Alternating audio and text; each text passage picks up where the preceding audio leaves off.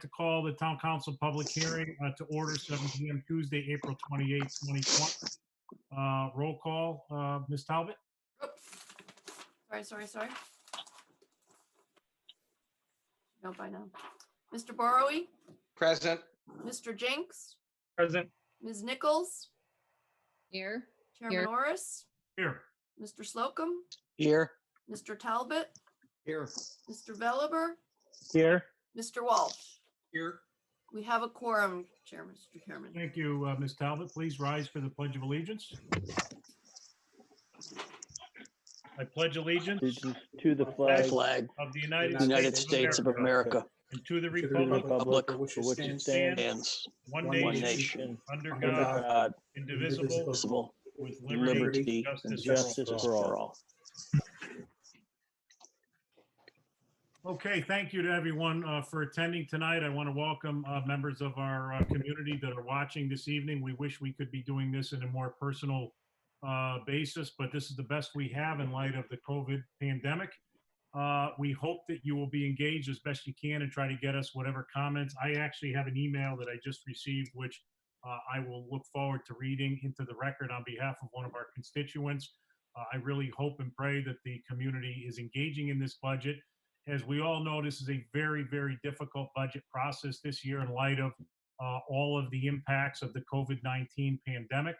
The council is taking this situation very seriously and working really hard in a collaborative manner along with the Board of Ed and all staffs on both sides of the street to get a budget that we think is appropriate given the current times, understands the impacts that all of our taxpayers are enduring, and hopefully continues to fund appropriately the services that we expect to maintain here in Cheshire. It's not an easy task today, folks, and I just want to let you know that we as a council collectively and as a Board of Ed are working really, really hard to try to make sure that we accommodate everyone's wishes in light of this situation. So with that, we're going to actually get into our public hearing. We'll have a reading of the legal notice. We'll have a presentation of the hearing subject matter.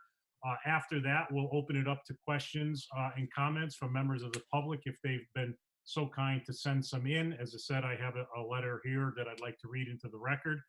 And then we will adjourn and move on to our regular scheduled continuance of our public budget discussion. So with that, we'll have a reading of the legal notice. Ms. Talbot? Town of Cheshire notice of rescheduled public hearing, proposed fiscal year 2020-2021 operating budgets. The Cheshire Town Council has rescheduled the proposed budget public hearing for 7:00 p.m. on Tuesday, April 28th, 2020. The meeting will be in virtual format. The purpose of this public hearing is 1, to consider the town manager's proposed general fund operating budget for fiscal year 2020-2021.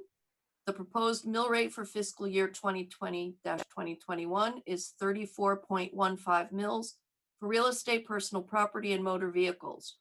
2, to consider the proposed Water Pollution Control Department fund operating budget for fiscal year 2020-2021. And 3, to consider the proposed community pool fund operating budget for fiscal year 2020-2021. Citizens will be provided an opportunity to offer comments on these budgets via email and voicemail. These proposed budgets are available for public inspection on the town website at www.cheshirect.org. Signed, Robert J. Orris Jr., Cheshire Town Council Chairman. Thank you, Ms. Talbot. At this point, we'll move on to a presentation of the subject matter of our budget, and I'll turn it over to our town manager, Mr. Kimball. All right, thank you, Mr. Orris. I will be sharing my screen here in just a second, so bear with me, everyone. But I want to echo your appreciation to the community for tuning in and paying attention during these trying times, and also want to just pass along our appreciation to all those working on the front lines in our community and in our state, and really across the world, including our healthcare workers, service workers, food delivery folks. So we just always want to take a moment just to appreciate what everyone's doing out there. So thank you. With that, I'm going to be sharing my screen here. Okay. Hopefully you'll see the PowerPoint on the screen now. Does everyone see it? Okay. Take that as a yes. All right. So I'm going to briefly go through presentation of the operating budget tonight. We will, some of this will be a repeat from what we presented a few weeks ago. Again, we've had some initial deliberations, but I would like to remind anyone watching that the budget as presented tonight, again, this is a pretty unique situation. We developed the budget really beginning in November and December. Departments and I start really crafting and fine-tuning the details in January and February. And ultimately, we produced the budget books and documents at the beginning of March with a deadline of turning in the budget, so to speak, to the council by March 10th.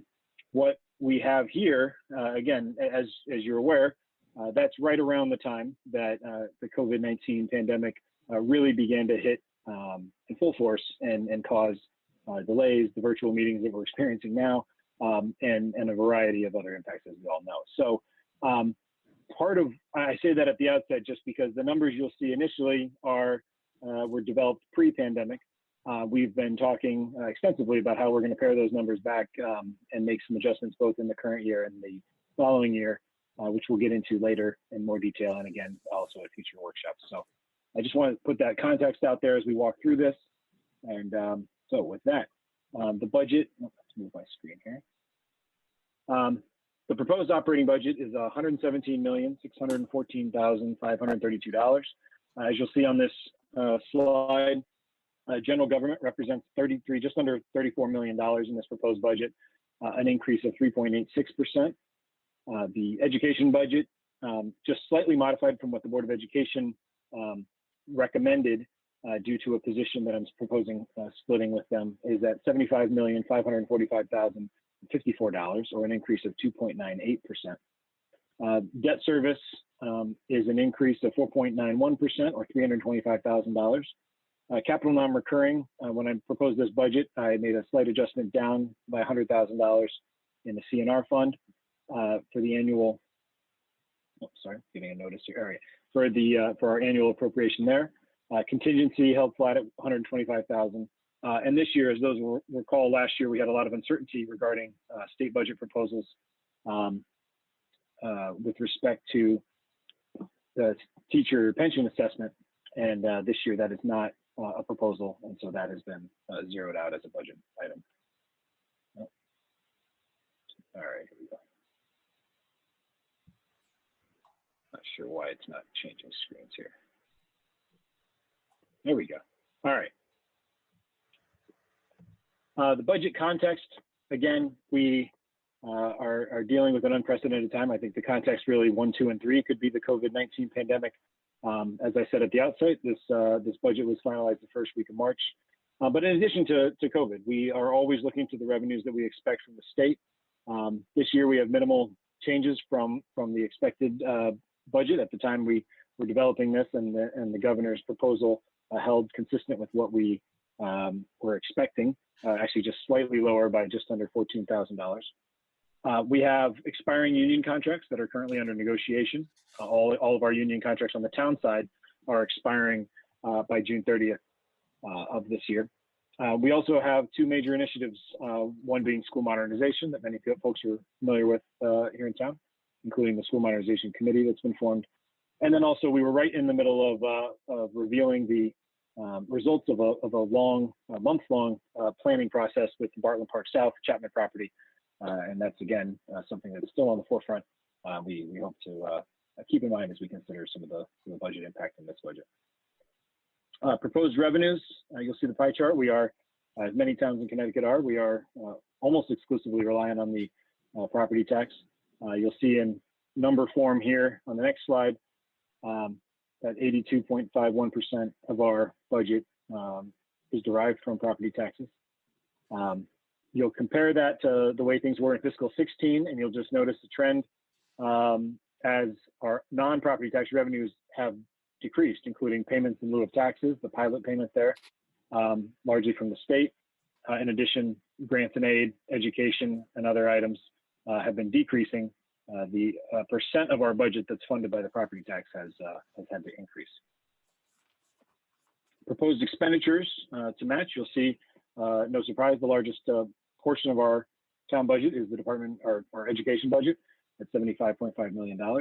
You'll see a variety of other departments there broken out by function area. And here they are with the actual budget numbers. I won't read through all of them. They're there as proposed, totaling $117 million. The key budget drivers this year that make up that 2.97% proposed increase. You'll see the Board of Education's budget increase of 2.1 million requested is about 1.92% of the 2.97. Debt service increases, which I'll touch on in just a little bit, at $325,000 makes up another 0.29. And then the general government side, we have town retirement and OPEB, other post-employment benefit expenses, increasing $359,000. Medical insurance trust payments at $176,000. Increases in our solid waste and recycling tip fees, accounting for $121,000, and liability and workers' comp insurance and Social Security increases of $101.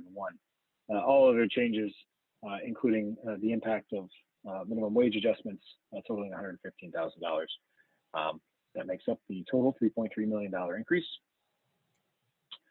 Just speaking for a minute on debt service, the town has been doing a great job, really over more than a decade of decreasing our percent of budget that goes towards debt service on bonded bond issuances to fund capital projects. The town used to be north of, I believe, 12% of the general fund budget was made up by debt. And we are now down to just under 6% of net debt service. The word net there is, of course, important because part of the way we've got there was through very careful planning and fiscal due diligence to set aside reserve funds over the years to help pay down our debt and smooth in the increases of large projects, such as the water pollution control facility upgrades. The challenge there, though, of course, is as you're smoothing in increases, the increases still will come. And we are, those reserve funds and alternative funding sources are running out as planned. But again, we're having built-in budget increases due to that. So you'll see here on this next slide, fiscal 18, 19, and 20 in the past, fiscal 20 being the year we're in right now.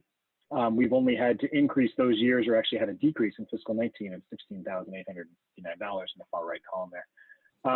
But you'll see in the future, we have not only in this budget, I've had to account for another $325,000 increase, but future increases of $757,878 and $915 in future years, based on previously approved capital budgets. So that's something that we know in our sites in the future, and something that we're planning for very carefully.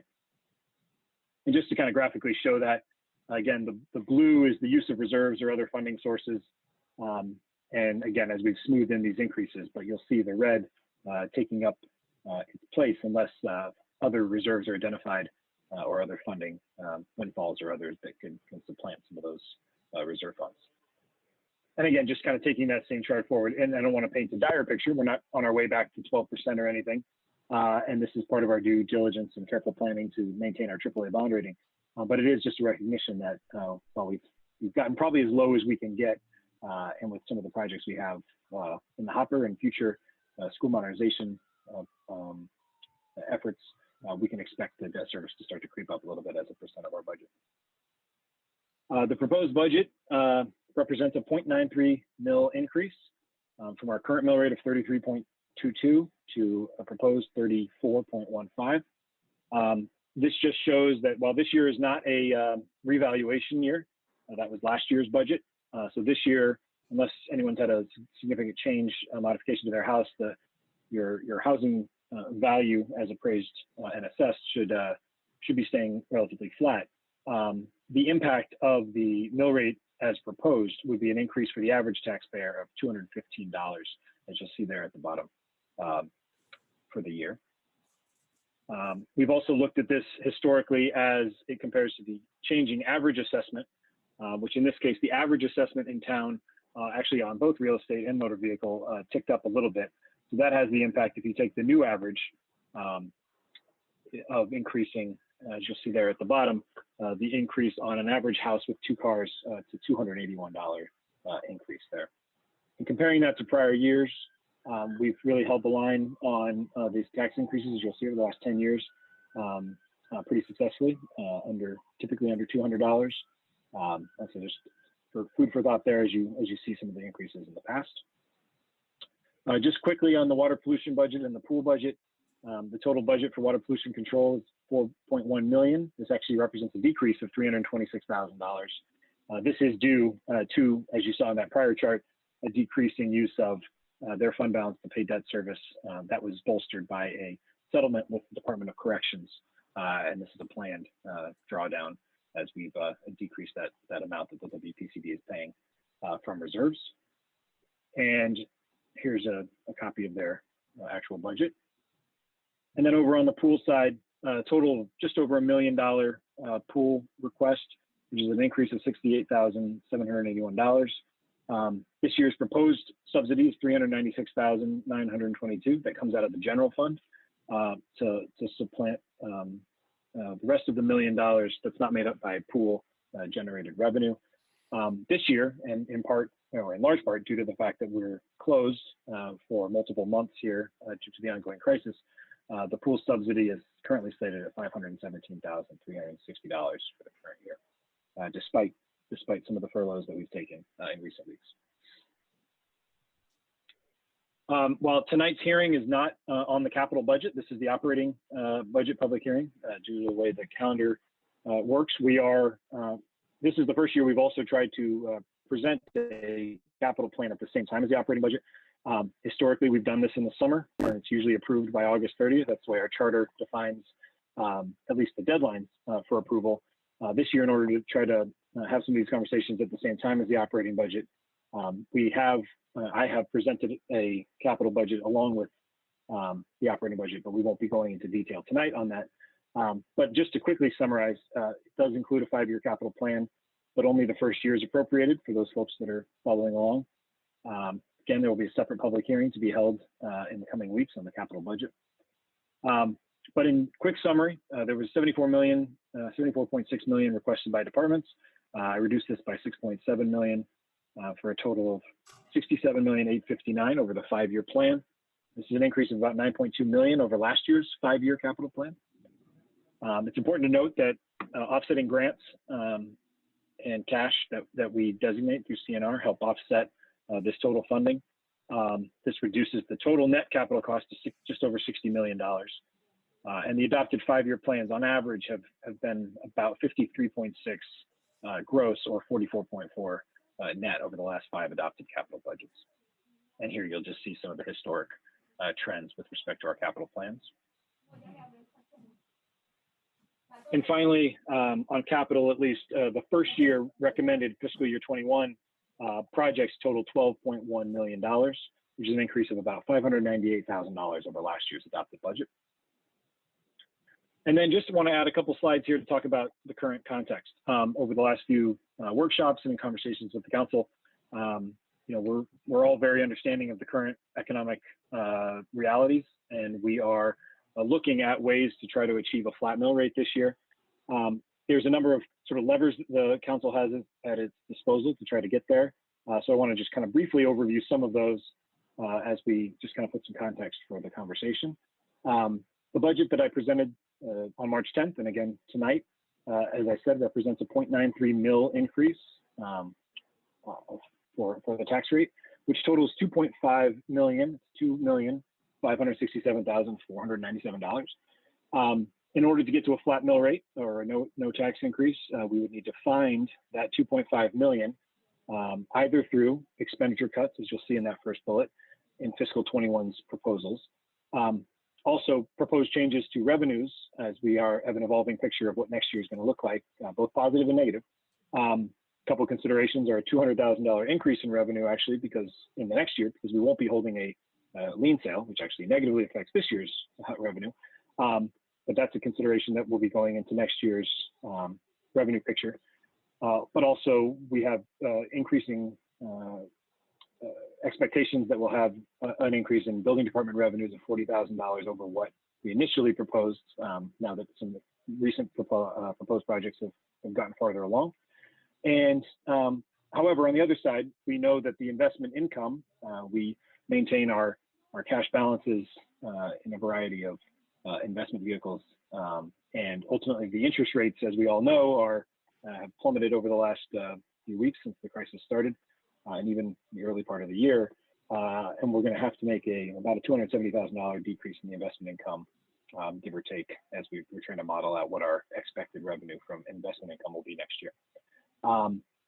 But then lastly, applying additional surplus generated from fiscal 20. And this is just a point that I'll try to make a little clearer for folks at home. We maintain a fund balance. Part of being a AAA town is having a relatively healthy fund balance to absorb unanticipated situations, but not unlike what we're experiencing now, and to help smooth increases during those times. I'll get to on the next slide a little more detail, I think, about that.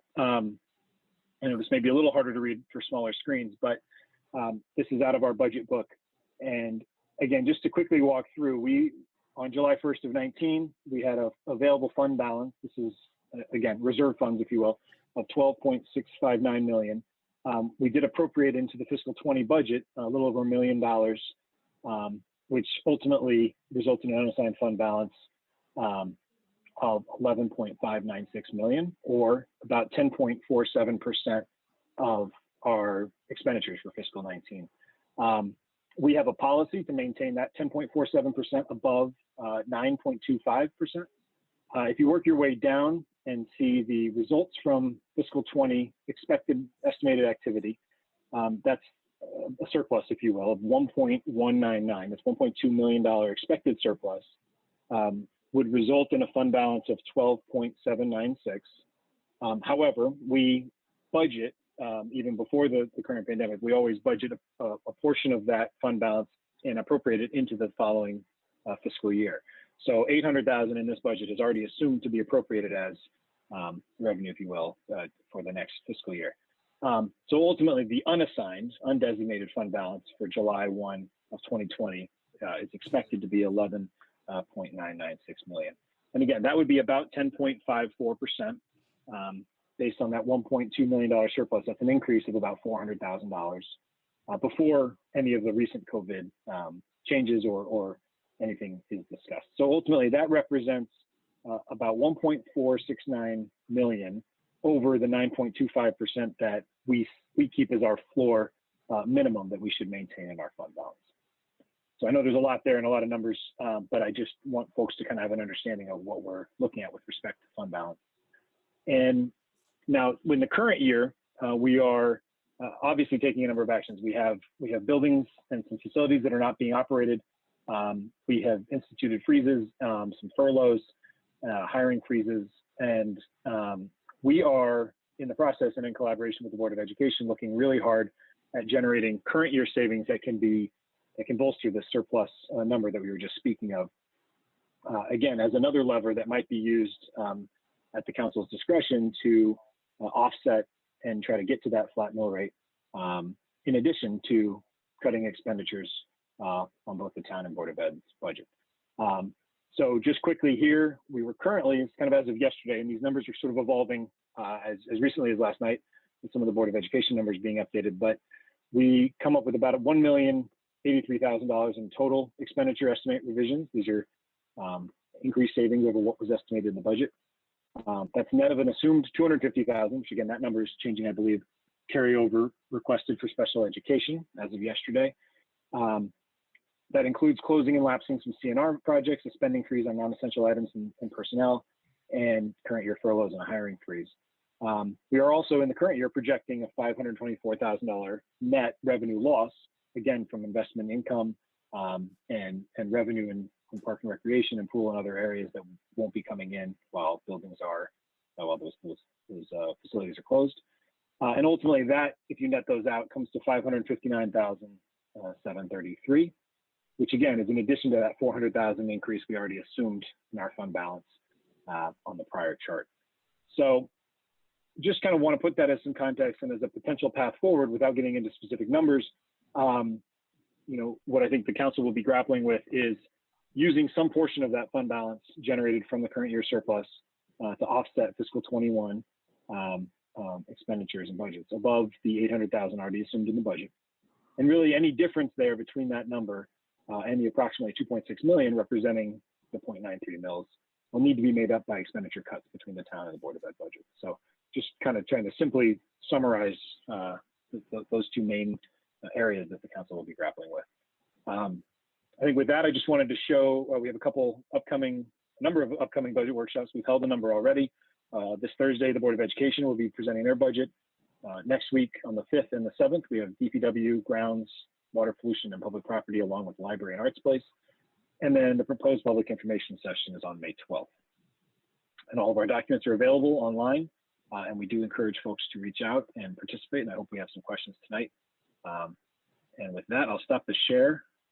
Hope everybody is still there. And Arnett, I think, or I guess I'll turn it back to you, Rob, and we'll Yes, take the thank next step in you, the hearing. Mr. Kimball. Appreciate your presentation very much. And before we go to questions or comments from the public, I just want to underscore what you talked about relative to where the council is trying to go with the budget. As the community knows, this budget was presented to the town council prior to really the big impacts of the COVID-19. A lot has changed since the presentation of that budget. And so some of us on the council have asked both the town side of government and the Board of Ed side to take another hard look at their budget to see if we can ratchet it down to the point where we can attempt to get to a 0 mill rate increase in light of all of the impacts that the community is feeling, both residents and businesses.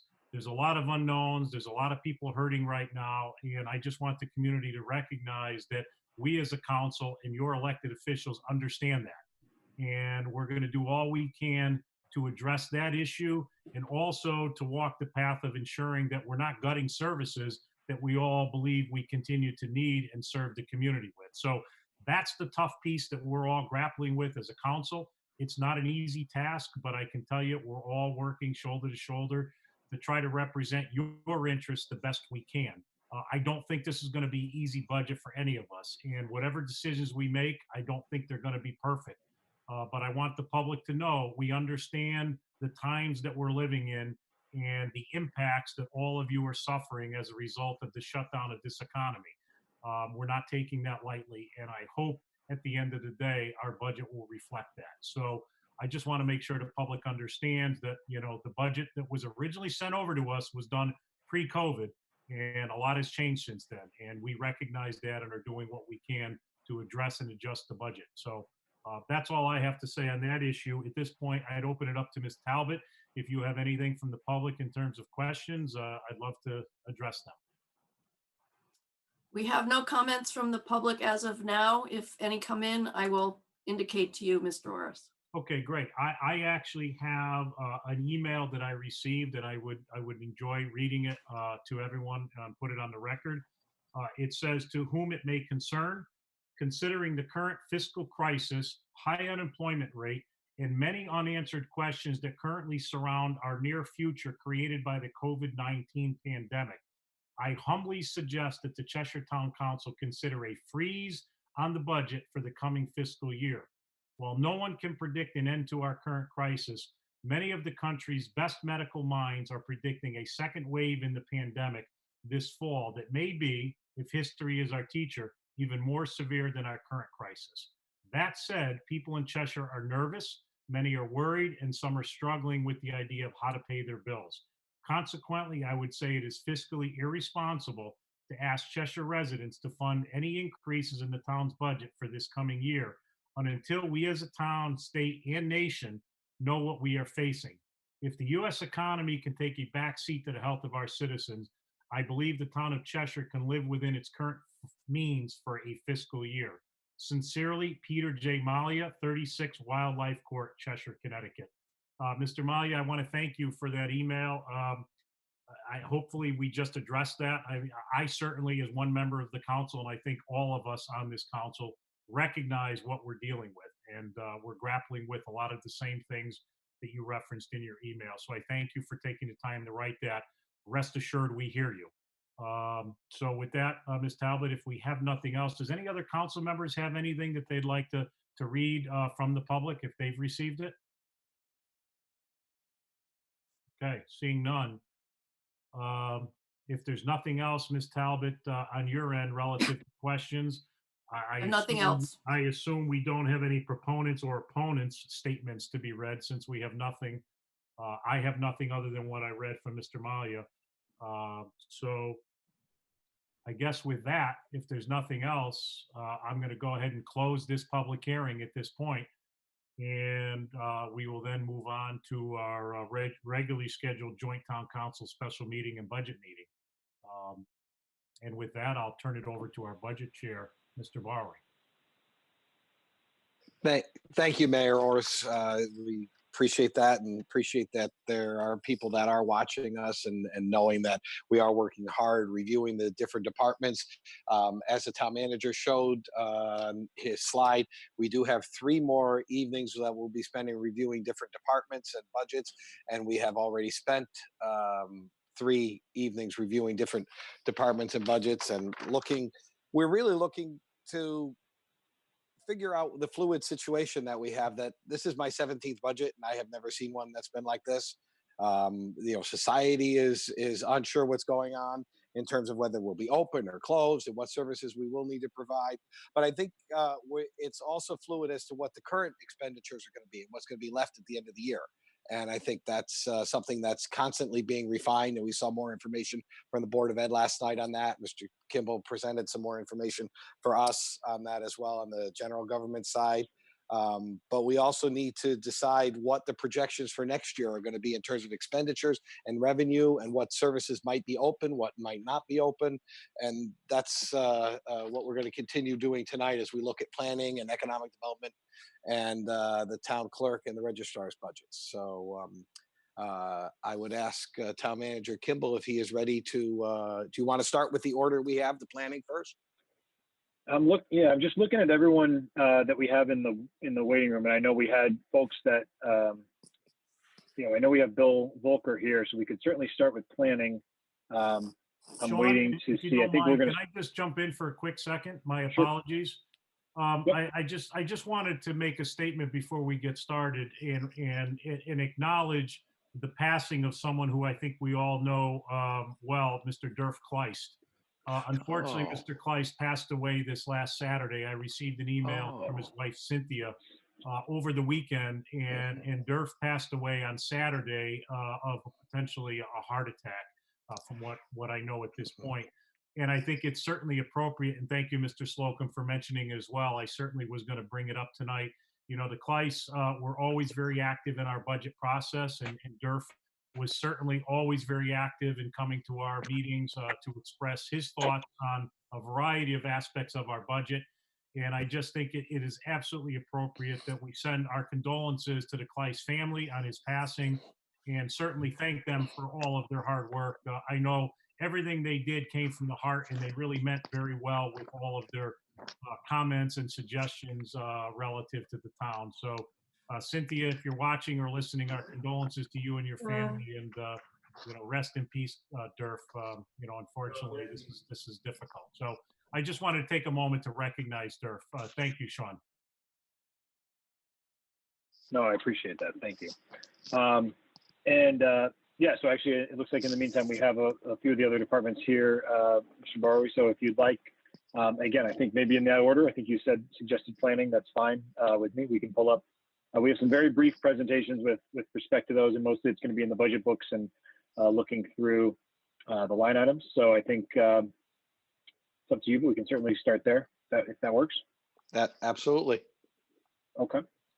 So Bill, let me make sure. Bill, are you there? Can you hear Yes, me right I now? am. I'm here. Okay. All right. So let me see. I'll pull up. I have distributed the memo that you sent, Bill, to go along with Yep. the budget. Perhaps what we'll do, if you want to just kind of give an overview, Sure. I can put that up on the screen, and just you can kind of give a sense for your budget, and then we'll take it from there. And then for folks following along in the detail books, the planning department starts on page 55 of the horizontal book. Bill, you want to take it away? Sure. Our total budget is $386,989. Total salaries, and that's for the planning department. Total salaries is $370,886. Total non-salary is $16,103. I pointed out in the memo, some of you know who we are and what we do, but just to review what the department we support: 7 boards and commissions, including planning and zoning, Inland Wetlands and Watercourses, Zoning Board of Appeals, Economic Development Commission, Historic District Commission, Beautification Committee, Environment Commission. We do that Economic Development, Historic District, and Beautification jointly with Jerry Sitko, who will be following me. Our budget remains pretty much the same from year to year. You'll note this year our overall increase is 1.21%, which includes $3,656 in salary and $850 in items.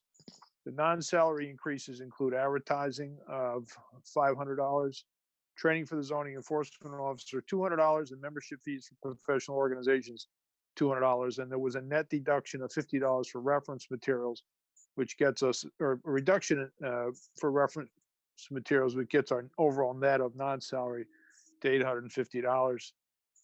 Also in our breakout are the budgets for the individual commissions. Planning and Zoning Commission budget is shown. It's under account number 130. There's an increase of $500 to pay for the increased cost of televising their meetings. Inland Wetlands and Watercourses Commission budget is shown under account number 170, and there's an increase of $1,000 to pay for the increased cost of advertising. Wetlands Commission, more and more applications that we have to go to the Wetlands Commission. Most of the land left in Cheshire, not most, but a lot of land left in Cheshire is challenged with wetlands, and their burden has gone up considerably. Zoning Board of Appeals is shown under account number 140. No proposed increase in their budget. Environment Commission is shown under account 180, and again, no increase there. And the remaining agencies are covered under the budget of the Economic Development Coordinator, Jerry Sitko, who you'll be hearing from shortly. Does anybody have any questions for me?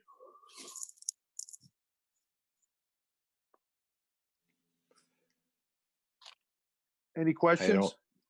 I don't see any hands up or anybody's trying to get our attention. Okay. All right. Basically, move on there's not a to, whole lot of changes with Bill, No. with your department. No, some of Are you may there any- recall, we reorganized the department a number of years ago. Tim, you were here then. Tim Slocum, you were around.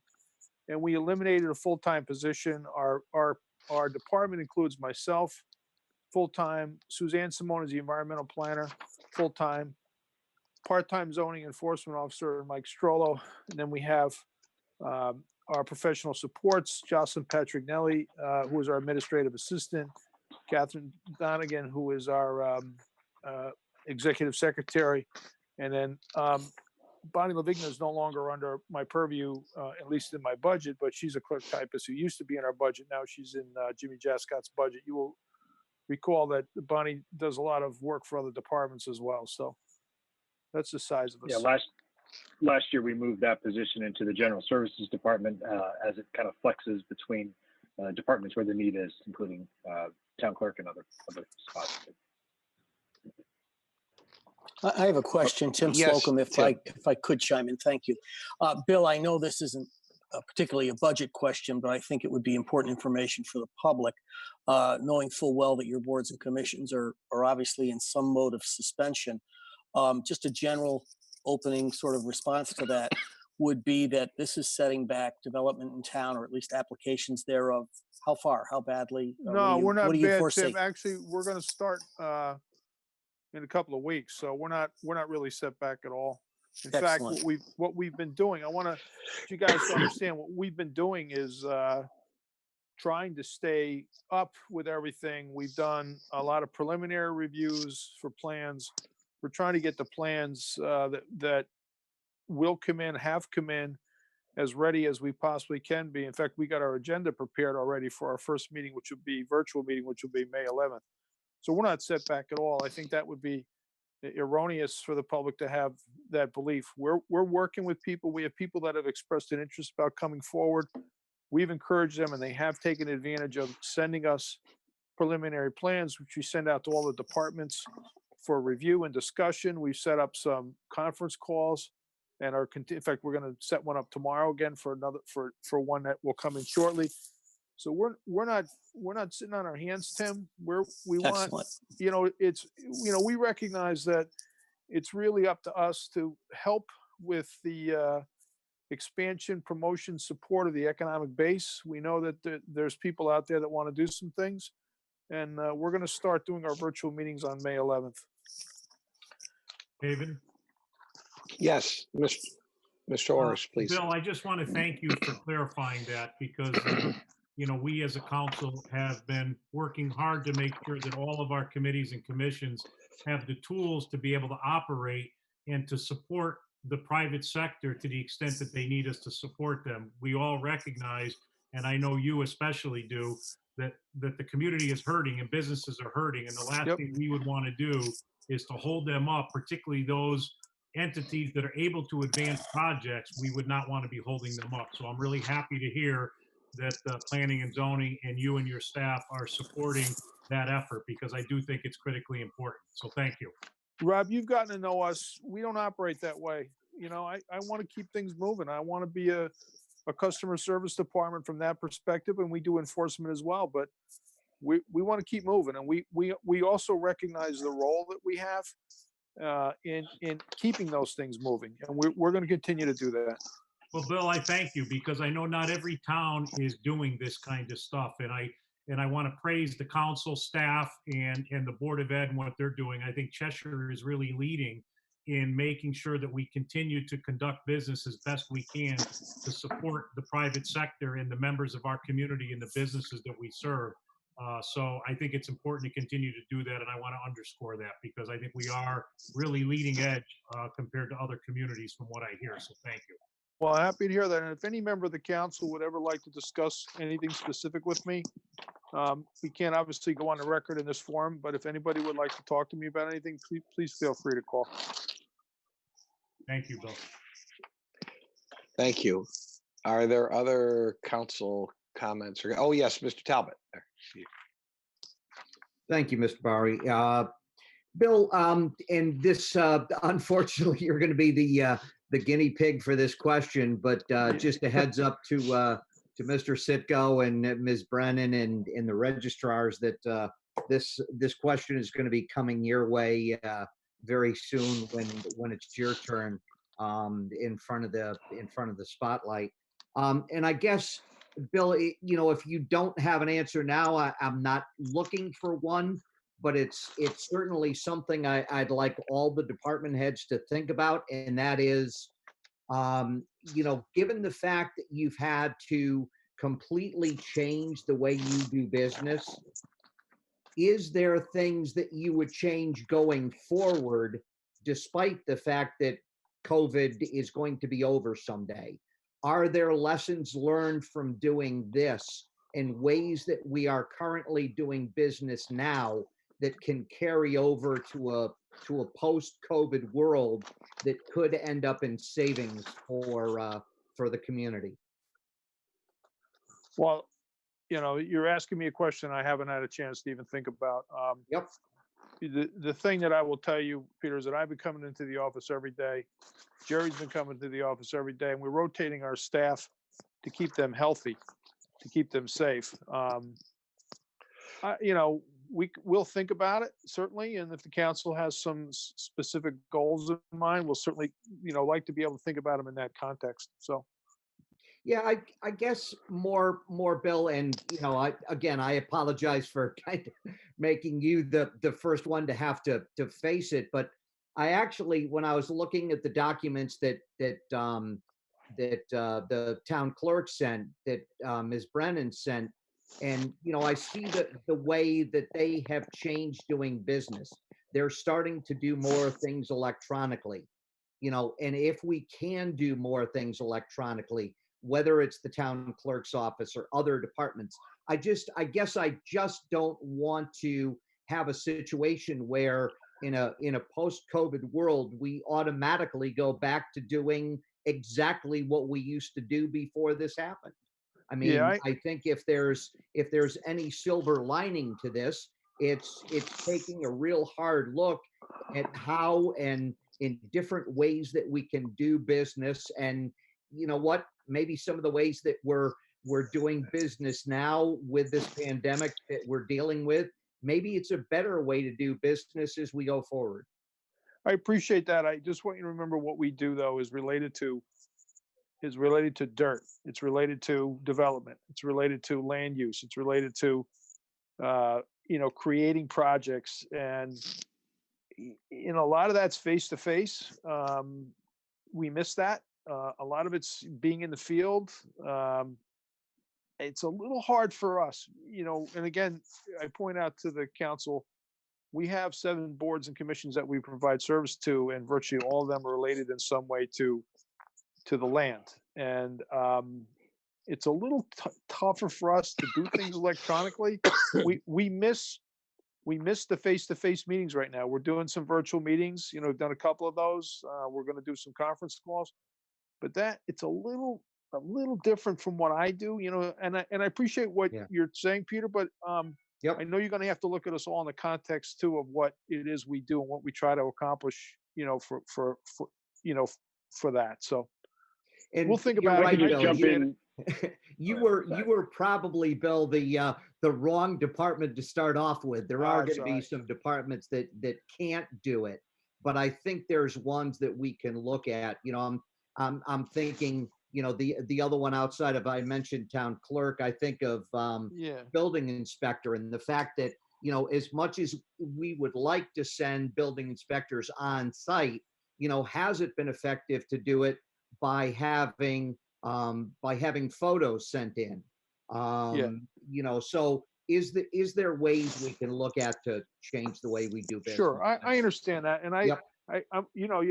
I'm trying to give you the best answer I can, given that I didn't know it was coming. So thank you. That I blindsided you. Yes, It's I good. understand. It's great. Thank you, Bill. I appreciate No problem. it. Thank you. And I could just add to that. I was actually going to jump in, Peter, on the building inspection one. I've actually seen some interesting, and you do try to look for those positives, especially when over the last 6 or 7 weeks we've been kind of barraged with the negatives. And I've seen a number of listservs and threads from my city management organizations and others, just ideas across the country, and building inspection being actually one of them, and not just photos, but some of these high definition FaceTime videos and whatnot, where if somebody needs a permit or a closeout, and it's 4:30 on a Friday or something, and you could from your desk quickly review, if appropriate, the plumbing hookup for a bathroom or something, if that was the last thing, and you could actually get in there and see and direct the holder of the phone to show you what you're looking for. We are starting to see more and more of those opportunities that might present, even if not cost savings, potentially efficiency and time of response savings in the future. So those are the things that, again, in the midst of all of this, I'm really looking forward to. And I think for all of us, we're lurching, more into a technology age than maybe we were kind of already on a pace for. So I think there's going to be opportunities there. Hopefully all separate from just Zoom meetings. I hope we're not doing all of these forever. Yeah, exactly. Otherwise, Yeah. it's okay. Thanks, Sean. All right. Thank you. I do have a question also, Bill. In the Inland Wetlands Commission, there was an unbudgeted $12,000 that was spent this current fiscal year. What was that for? Just curious. Well, I have to go look at that. Hold on.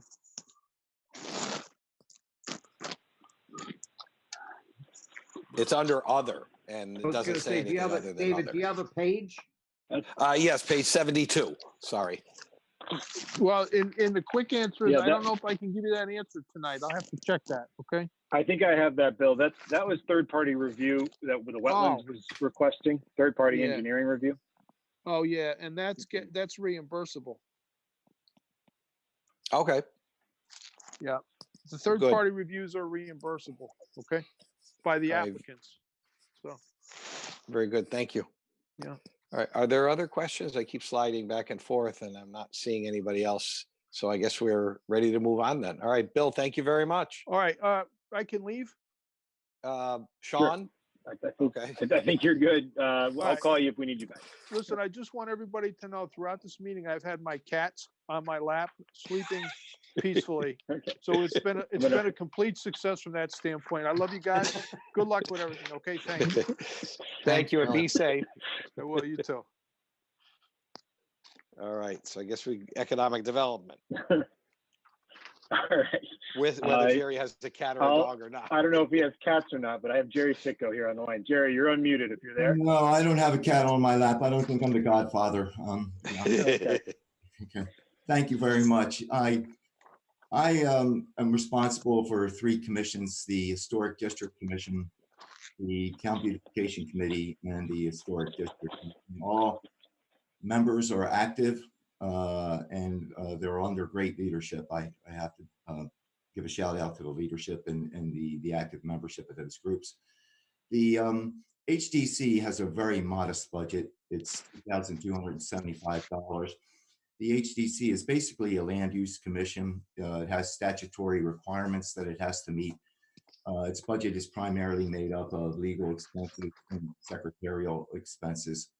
The Beautifications Committee's budget for the proposed budget for this year is $13,225. They do a lot of things, and they actually do a good job of leveraging, trying to stretch that money as far as they can. They buy flowers and plant and maintain a decorative plant that you see around the town hall, down on West Main Street. They provide landscaping and plantings for sites, most recently the recreation building off of Route 10 and the London plane trees at Barton Park. They maintain the Bradford pear trees, and they replace those trees with Coosa dogwoods as needed.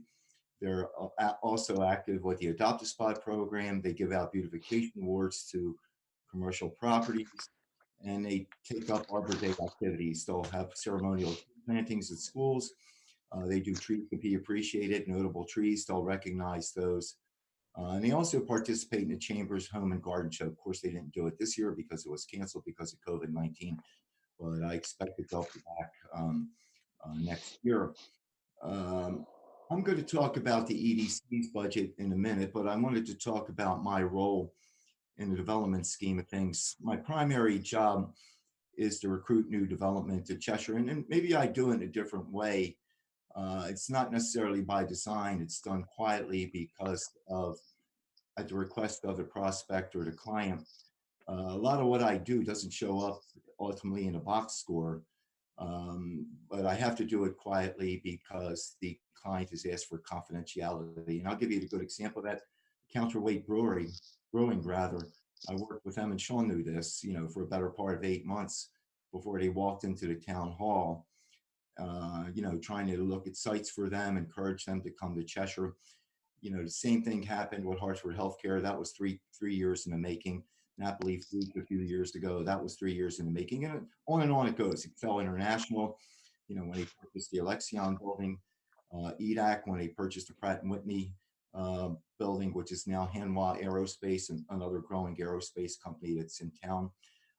My job really is to get the company or the business or any development interest into the town hall. Once I get them there, and I turn them over, start working with Bill Volker, and he starts working his magic with the planning staff and development team, namely police, fire, building, engineering, and those guys are real good. Then I know I'm in good shape. I know something is going to happen because generally it does. So that's really my role. I also work to retain companies, and I do that quietly. 70%, there have been studies showing that 70% of new growth comes from within. And you can see that in Cheshire. Most recently, Whole Foods that I recruited to Cheshire some years ago is building an 86,000 square foot expansion. So basically you try to recruit them here, and then ultimately you try to help them grow. That's the quiet side of economic development, things that you really never hear about. When I'm out visiting companies often, they're invited to the Economic Development Commission, and I'll troubleshoot for them. I'll try to solve problems, send them information, work with the property owners and the landlords, et cetera, and so forth. The budget for the EDC is modest. The non-salary portion is $13,800. And my thinking has shifted somewhat because of COVID-19. Since COVID-19 and the shutdown, I've been spending an inordinate amount of time working with companies, visiting them, calling them, sending information, putting things on the website, staying in contact daily with the chamber, trying to coordinate my activities with that of the chamber president. And I'm going to continue doing that work.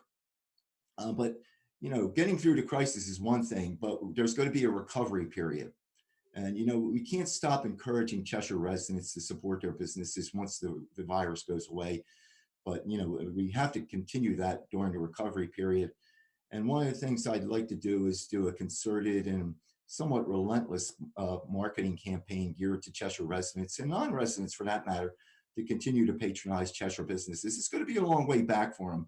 And Mr. Orr said at the beginning of this discussion, there's a lot of pain out there. A lot of our businesses are bending. I don't know of one that's broken yet. If this goes on for a longer period of time, there may be breakage. And hopefully, you know, this will be behind us soon enough. But nevertheless, we still have a recovery period to deal with. The other thing that's planned for this next fiscal year is Business Appreciation Day. I started this program in 1992 in the midst of a really severe recession, nothing like what's going on now. And I'll tell you, if you need to do a Business Appreciation Day program, you need to do it this year because I think the business community would really appreciate, you know, hearing from the town leadership about the value of the business community, and we appreciated them sticking with us during the hard times. Thing I wanted you to anticipate is TIF. There's development opportunities put on the horizon in the north end of Cheshire, and we may get an application for a credit enhancement agreement. So we're probably going to make use of TIF to help spur development. I may need some money to hire Camoin Associates that did the plan for the town several years ago. They did a great job. And I'm going to need them to help us go through the first CEA application. This is an important TIF. We have to get this right. And I'll probably be talking to Sean as we get into it to see if we can get some money to engage Camoin. The other thing I'm working on with Dan Bombero in the engineering department is to transfer state-owned land up in the north end. We're closing in on that now. It took Dan and I a long time, and basically we had to help this state sort out its own information and its maps. Their information was deficient, and we spent an inordinate amount of time, and I think we finally got it. They're developing a map for us now, and I hope to see a proposed deed from them soon, which will be in the hands of the council, I hope in the next few weeks. The other thing I've been working with is the Economic Development Commission. A subcommittee of that commission is reviewing the incentive program. We'll be back to talk to the council in June about continuation of that plan. Brownfield remediation. I've been working with Walter Gancarst and Dan and Ball and Socket Arts to remediate Ball and Socket. We have a $750,000 brownfield remediation grant. And after all the encumbrances are spent, we'll have about $27,000 left in that account balance. And we're going to squeeze every nickel we can out of that money. There's still some lead encapsulation that we'd like to have done, and we hope to use that money for that. There's going to be another round of brownfield money probably coming in June and July, and I'll be talking to Sean and you and hopefully preparing another brownfield remediation grant to keep that project moving along. Aside from that, you know, I'll continue my work trying to recruit businesses here and to retain them. Despite COVID-19, interest in doing business in Cheshire, you heard Bill, there are projects out there remains good. A building permit, a demolition permit has been pulled for the Dragon Buffet property. We expect some redevelopment on that property. I'm sure Bill will be working on his plans soon. And there's some other things, you know, happening along Route 10 and elsewhere. I think Sean and the building official will talk to you probably when Keith Darren came in about some things that we're expecting. You know, I mentioned the Whole Foods addition. Climate Engineering is expected to build a 30,700 square foot facility off of West Johnson Avenue. You know about Constitution Surgery Alliance, a 75,000 square foot surgery center and medical office building. Marbridge, you can see the Marbridge building going up. It's a 46,000 square foot retirement center. And for you brew dogs that are on the council, I did talk to the owner of Counterweight today. The project is still active. He's planning on going forward despite, what's going on. Things have slowed down, obviously, because of COVID-19, but he's kept his staff on. They're working. The revenue is down because their distribution point, namely, big part of their distribution point is restaurants and bars, and you know what's happened with them. But he fully well intends to move forward with the project. If you want to help him out, go online, order some beer from him, and I'm sure he'd appreciate it. Getting back to Mr. Talbot's question, it's a good question, Peter. And I've learned a few things, and I hope I'm wrong, but this may happen again, and I got to find another way to get the word out quicker to the business community. And I don't know if that means getting an email list to every single business. There's many businesses that we can get into Cheshire just to get the word out. We've been posting things online, social media, but just looking for every which way that we can communicate rapidly with the business community about SBA programs, other relief programs, what's going on with the state of Connecticut up at DECD. So I'm starting to entertain those kind of things right now. Thank you. Any questions? Be glad to take them, or if you want to talk to me, as Bill said offline, I'd love to talk to you. And by the way, thank you for the support of those commissions over the years in my work too. Appreciate it. If I may say something to Jerry and everyone. Sure. Jerry, I wanted to thank you for that, because some of the reasons for asking these questions to you and Bill were really to let the public know that, as Rob says, we're alive and well and we're doing business. And there is something that occurs after COVID, and it's hopefully full of growth. And these are the sorts of syrup we need to be drinking right now. And I don't mean to sound sarcastic or whatever, but I think we have to look forward that there will be projects, there will be growth, and there will be good times ahead. Certainly. So thanks for your support to that. All right. Are there other council comments? Councilman Velover. Oh, Jerry, always great to hear your report, and it's nice to hear what you have to say, and that there is continued growth in town. And Tim, I totally agree with you and everyone else that there will be, this will pass, and we'll have an opportunity for the businesses to grow again and get back out there. And Jerry, I think it's very important, as you said, to make sure that all Cheshire residents not only support Cheshire businesses currently during the COVID crisis, but also continue to do so once we're out of that. But one of the questions I had for you, which you sort of addressed already, but just want to expand on a little bit more. It was nice to hear you say that so far, anyway, businesses have sort of bent in this situation, but so far you haven't heard of anyone really breaking. And so that was going to be my question, which was how has the business community, are you hearing, how are they doing in town? And are there more things that maybe the council can be doing for that community, either by getting word out for people or supporting certain programs? And so I was just curious how you feel that overall the community is doing. I think a step in the right direction, that the council took was the deferment of taxes. I think that was a positive development, and thank you for that.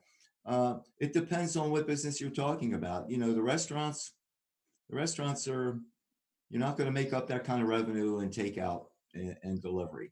They're doing the best they can. They're trying to keep the lights on. The gift shops, not so well. I mean, they're just not open. They'll come to the door. You can go online. They're doing the best they can. But it seems like the pain is all the way around, or a large part of it is around. Some doing better than others. Some food establishments doing better than others. But by and large, things are down for them. And that's why I think we got to get them through this period and then help them during their recovery period too.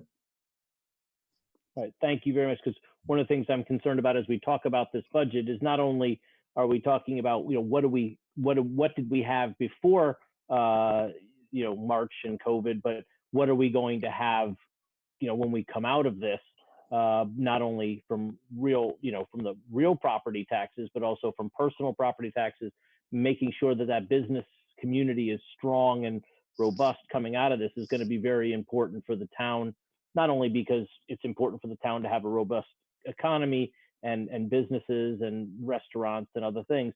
But I think also from a budget standpoint, we have to, I want to make sure that is that something we're going to have to take into consideration that, going forward. Yeah, I think most sectors are hurting.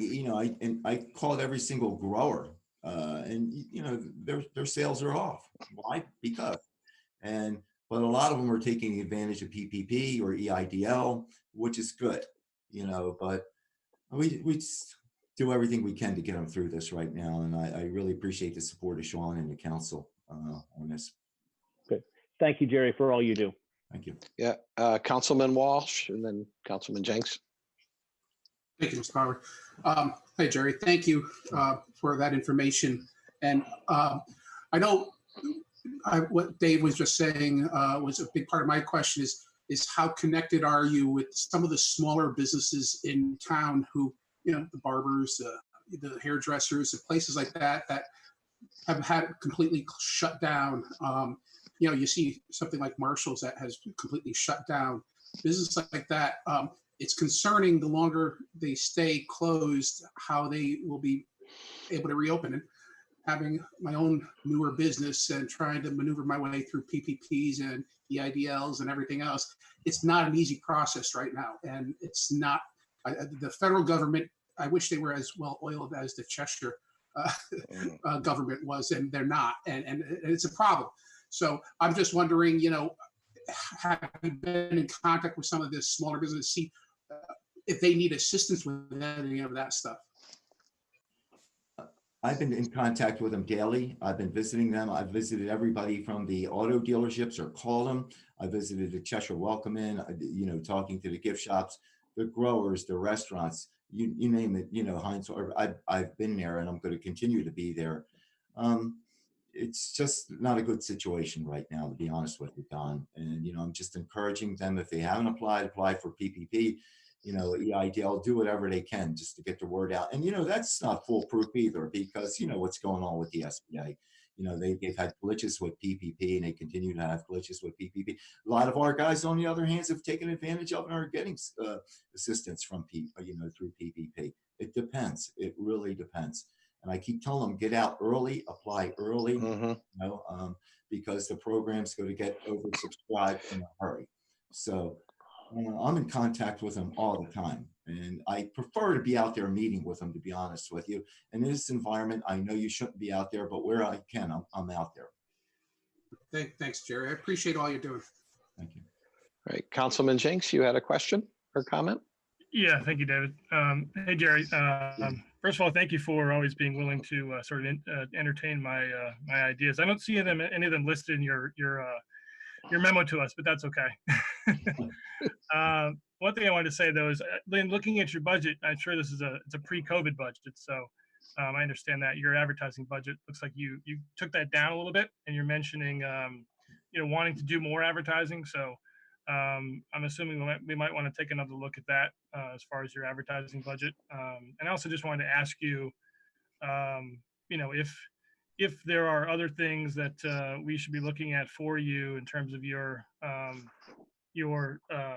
potential outlays or expenses coming up in a post-COVID world. Any kind of investment that we can do or you can do is going to go a long way for the town.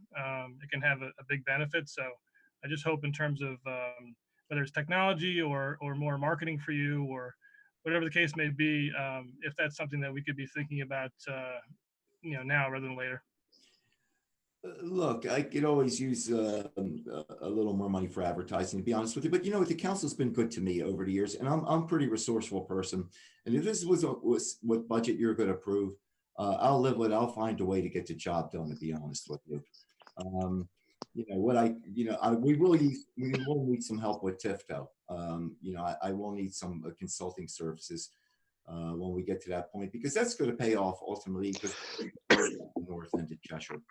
And that'll be important to get the first TIF application through and then do it right. So I appreciate that, Jim. I'll live with whatever you give me. I'm a pretty resourceful guy, and I leverage handily, and I'll continue to do that too. If I need something, I'm not bashful about it. I used to ask Michael and the council, and I'll continue to do that with Sean and you. Thank you. Okay, thanks. Thank Jerry. you. Mayor Orris? Thank you, Mr. Barwi. And Jerry, I want to echo what everyone said. The one thing that impressed me most, I think, about you recently was how quickly you were reaching out to people and offering assistance and giving them access to your knowledge of the programs that are out there for businesses to get financing and grants, et cetera. So, you know, you are a bit of an unsung hero in a lot of ways because, as you said, you do a lot of your work stealth. And but I think it's important to know. I mean, I received a call from you for my business, and I know you called so many others, and that's really appreciated because, you know, not everybody understood where to go to try to get these PPP loans, et cetera. And you were on it right away, so I want to thank you for that. It's important. Thank you. The other thing I want to just say is I think the best thing we can do for businesses is we can advertise, we can do the best we can, but what we need to do is keep costs down. Right now, people don't have the money to pay the bills. And the best thing we can do for businesses as someone who is operating a small business is to give us the best amount of deferments that are available and to lower costs going forward. I personally think that there is no short-term fix to this economic situation we're dealing with. I think it's going to be a little longer term than we expect. And I think we need to grease the skids to allow our businesses to continue to get back on their feet over some period of time. And that's through keeping our taxes as low as possible, giving them the deferments that we've provided relative to tax payments. In my opinion, that's the best thing that we can be doing. And so, you know, the other thing, Jerry, I just want to mention is, you know, we talk about a lot of the small businesses that are shuttered. You know, that is a cascading impact to all of those real estate owners as well, who are required to continue to pay mortgages and pay taxes and pay all of the expenses of those buildings.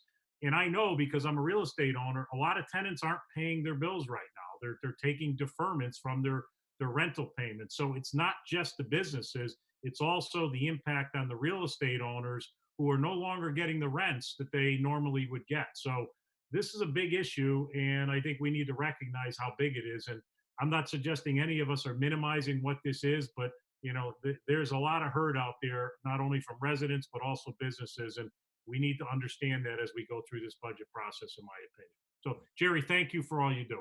You're welcome. Thank you. All right, thank you. And Jerry, I would just echo that as an active Chamber of Commerce member, I see you out there all the time, and you are very much involved in the business community. And as Rob said, you know, a great help and a great resource. And I think that's important to keep our tax base up, that you're there being able to do that and keeping the businesses going. So, all right, seeing no other hands up and sensing that you're ready to move on, Jerry, thank you. Have a good welcome. evening, unless you're going to stay and listen to Laura. No, I'm going to go feed the cat. Thank you. Good. Okay. All right, Sean, do you want to do a preview of the town clerk and then move on? I think I saw her here earlier. I think she's here. Yep. No, There she is. I Now think I see Patty her. King Okay. is. I believe Patty's also on That's the line. what I don't know Patty if I is. can hear Okay. Patty, but, Very good. Yep. Our deputy clerk is there as well. Mhm. So, no, I think I'll just simply kick it off by directing folks to the correct page in the budget, which I need to flip to. I believe it's page 9. Is the beginning of the town clerk's budget in your detail book. And with that, I will turn it over to Laura. Great. So, hello, everyone. Thank you. Can you hear me? We can. Yeah, okay, Yep, great. we can hear you. All right, so thank you. My staff and I appreciate all that the council is doing to keep everyone in town safe and the town operational. And I also want to thank Sean Kimball and Arnett Talbot for keeping the town employees informed and up to date. So before I go over the impact of COVID-19, I just want to let you know that the town clerk's office has transformed on several levels. Physically, our vault has been upgraded with the use of special town clerk funds, which I'll go over later. And also several procedures changed to online systems, which is a good thing. We now log on to secure sites to produce birth certificates, absentee ballot application requests, enter election information with the state of Connecticut, and to print sports licenses. And we are also training for a new death registry system, which we're up and running right now, but it's coming. And also, my staff has changed through a trade-off with the tax department. We've had the opportunity to bring new energy to our office. My newest assistant, Amy Leonard, has proved to be very professional and highly productive. And with Deputy Patty King, they make a fantastic team. And the town is very fortunate to have these individuals. And I'm very grateful for their assistance. So we can go to the first slide, Sean. Do you have my presentation? I It do, was just pulling it forwarded up to right us now. again. That's It perfect. should be coming up. Hold on one second. Okay. There we go. Okay. Yep. Okay, well, there we are. Instead of wearing funny hats, we're wearing funny masks now. So you can go to the next slide. Next slide. Yeah. We're adapting very well to the business of the town clerk's office. And the business is done electronically, by mail, and by courier. Appointments are made for essential services. We are going through a lot of gloves. State statutes require us to perform certain duties within timeframes, such as recording documents and preparing vital records. Couples wishing to marry are taking the oath and signing the marriage license in the parking lot from their car. Funeral directors need to file death certificates and pick up certified copies. Burial permits and cremation permits have to be issued. Death records are sent to the state on a weekly basis now. Appointments for urgent recordings on the land records, we make appointments for those too, but we do encourage people to send their documents by mail. All the instructions for the new procedures are posted on our webpage. And as you probably know, the presidential preference primary has been combined with the August primary, and election information seems to change daily. So we are preparing for a high volume of voting by absentee ballot.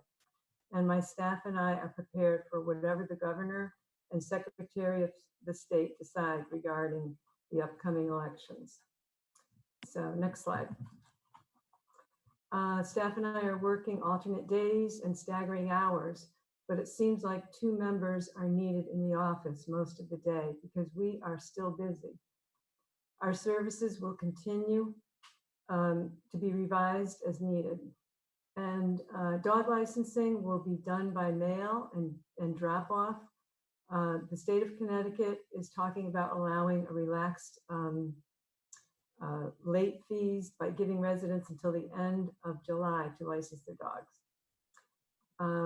Future plans include a secure drop box outside the entry door for documents intended for our office, which will be good for the future as well, because if somebody in the evening would like to drop off a request or a dog license application, they could just put it in the drop box. Also, I would like to request laptops for our staff to perform tasks at home. We can respond to emails, and we have a big project of redacting social security numbers from our digital records, which I don't want to put them online yet until these redactions are done. And also my staff can take classes towards certification. And the laptops can be funded by the special town clerk funds, not the town budget. So 2 temporary employees that we're just starting to train will hopefully return in August to help us with the August primary and the November election. But obviously they won't come back until it's safe. And these temporary employees are also funded by the special town clerk funds that were appropriated in 2019. So next slide. I just want to, just for your information, I want to make sure that you're all aware of the many federal, state, and local organizations that we work with. So this is a list, and the ones with the yellow star by their name means that there's revenue related to it, along with the regulations that we adhere to from these organizations. So there's a lot of organizations that we work directly with. Next slide. This is right out of the budget book. It's shown over a 7-year period. And as of March 2nd, we were at 80% of our projected total. This year we projected 692.5, but due to the COVID-19, we lowered that down to 630,000. I know it says 635 at the bottom, but Jim and I went over it today, and we did put it at 630,000. Historically, our average revenue from fiscal year 15 to 19 was $574,000. As of today, our revenue is 555.9, and with 3 more days in April. So typically there will be some home transfers, so that should go up. Our projected revenue for fiscal year 21 was projected at 593,440, but we revised that down to 545 due to COVID-19. So you go to the next slide. This slide is just showing our monthly revenue from our highest revenue accounts. The right-hand column shows what we send to the state Department of Revenue every month. And if you look back in October, you can see we had a really good month. There was a $24 million commercial sale, which gave the town $61,000 in conveyance tax. So that's just an overview each month of what we take in. Obviously, the town conveyance tax is our highest revenue account that we get. All right, next one. This one, I want to show you this one because it shows April last year and April this year. And the town conveyance tax in April last year was over $25,000. And this year it's only at $16,000. So that's a sign to me that the real estate is really has slowed up recently. So that's why we lowered our projection down. The recording fees are higher though. So you can see that that means people are refinancing their mortgages. So you go to the next slide. So for our expenses, we projected 259,000, and then we revised that in January to 237. And then after talking with Jim and a few other people, we revised it further due to COVID-19 down to 233,428. There were savings, about 4350 of savings that we came up with because of printing costs. The primary that was due to be in June, we don't have to print any of those ballots, so that will save us money, and that'll go into the August primary. Town clerk school was canceled, and the town clerk spring conference canceled. The legal notices, which tend to be costly, won't be necessary until August. And our land records provider, IQS, has also saved us money overall. So that all added up to over $4,000. So that's a little bit of a help. I know it's not much, but it helps. So next slide. This slide is showing last year's request for the appropriated special town clerk funds. And these funds are based on recording fees, where a small portion goes into the accounts each day. And the funds are meant to supplement the town's budget, but they are not really part of the regular budget. So last year I requested $40,000, you can see at the bottom, from the Historic Document Fund, and $7,000 from the MERS account to remodel the vault. And approximately $16,000 from the Community Investment Fund and $2,500 from the MERS Fund have not been used due to the COVID-19. The use of the remaining funds in these in these funds are going to be amended at a later date. We're not going to be using the money for training or conferences because they were canceled. And the temporary employees, which I had appropriated $17,000 for, they've only worked a few days. So basically most of that money has not been used. So what we did, we remodeled the vault with the historic document fund money, and I can show you the next slide, what we did.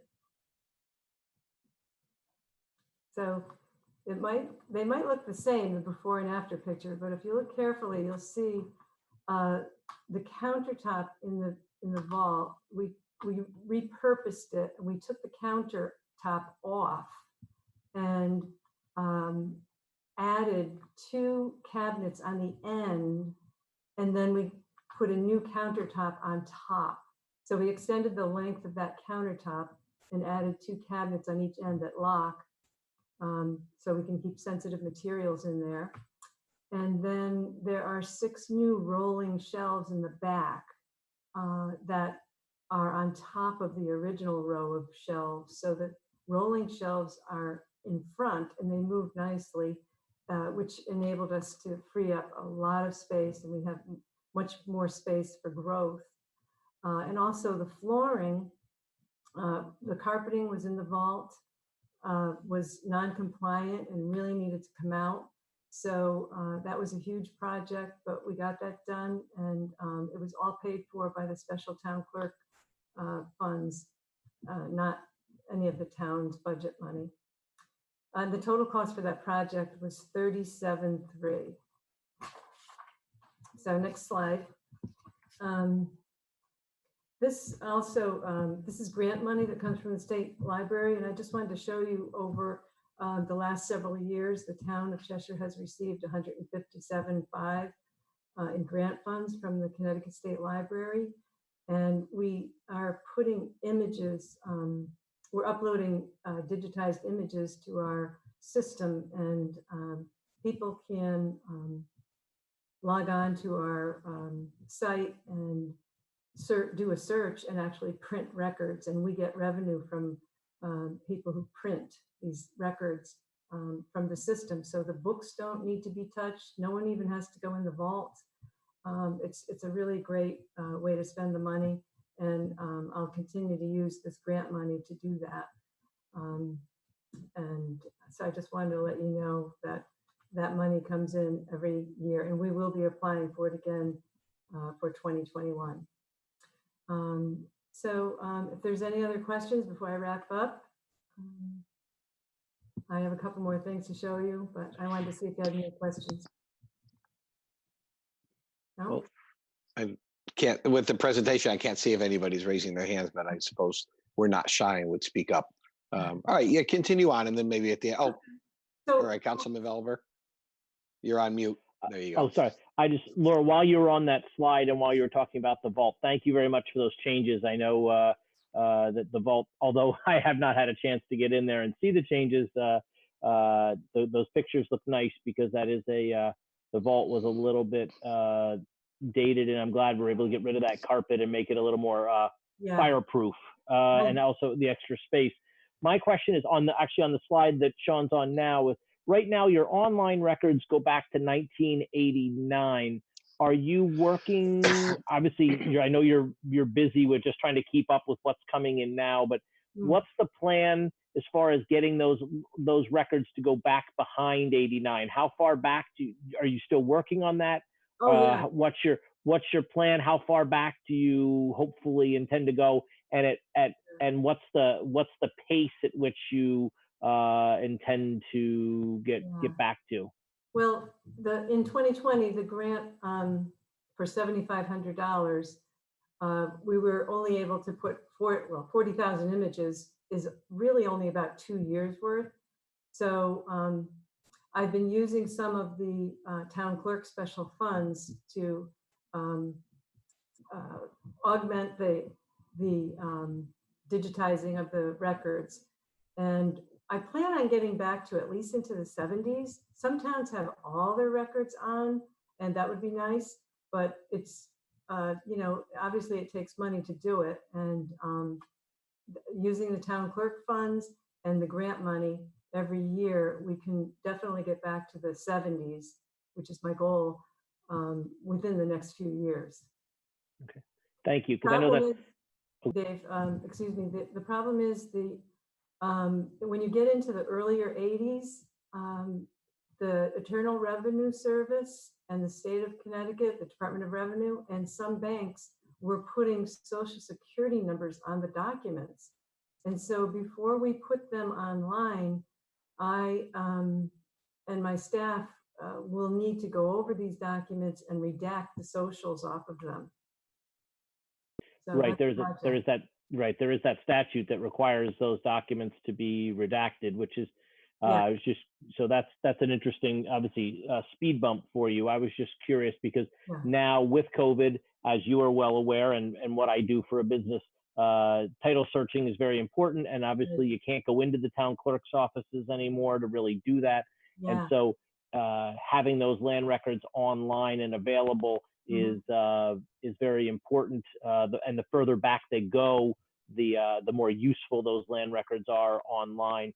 And I think it would appear to me that you're happy with that you made the change to IQS, and I think they've proven themselves to be a good company and a good change. And so I'm glad you made that change. Thank you. Absolutely. Yeah, if the money's there, they can get those records online in a very short time. It's just getting the records redacted. That's one of the reasons why I want to get the laptops, is that's something that we could do, you know, at home when we're on call, or when we're not in the office, we could do that at home. Great idea. Thank you. Any other questions? David, if I can jump in, it's Peter Talbot. Laura, thank you. I had a question about that. You had talked about the laptops. Is that something that you're talking about doing now with the, you know, during this unprecedented time when people are working from home, or? Yeah, we could do it as soon as we could get them. We would be able to do that, but we could do it even when this COVID-19 pandemic is over with, if it ever does really go away. But it's something my staff can do along with a lot of other things if they had laptops. I guess my only caution with that would be, and I'm sensitive to the labor aspect of it. And I assume that your staff is hourly rather than salary, correct? That's correct. Yeah.